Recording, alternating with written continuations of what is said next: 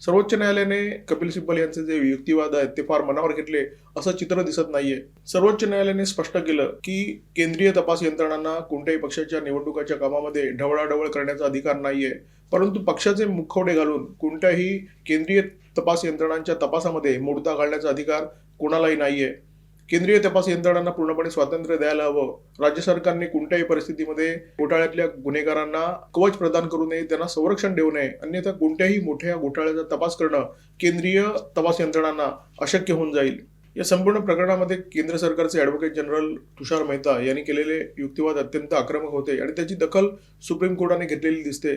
Supreme कोर्टाने राज्य सरकारला आदेश दिलेले आहेत की या संपूर्ण प्रकरणाचे जे सीसीटीव्ही फुटेज आहेत आणि संबंधित जेवढे जेवढे पुरावे आहेत त्याचं राज्य सरकारने संरक्षण केलं पाहिजे. आणि त्यांनी पुढे जाऊन असं सांगितलं, 8 जानेवारी रोजी प्रतीक जैन यांच्या कार्यालयावर ज्या ईडीच्या अधिकाऱ्यांनी धाड घातली होती त्यांच्यावर राज्य सरकारने FIR दाखल केलेला आहे. या FIRला सुद्धा स्थगिती देण्याचे आदेश सर्वोच्च न्यायालयाने दिलेले आहेत.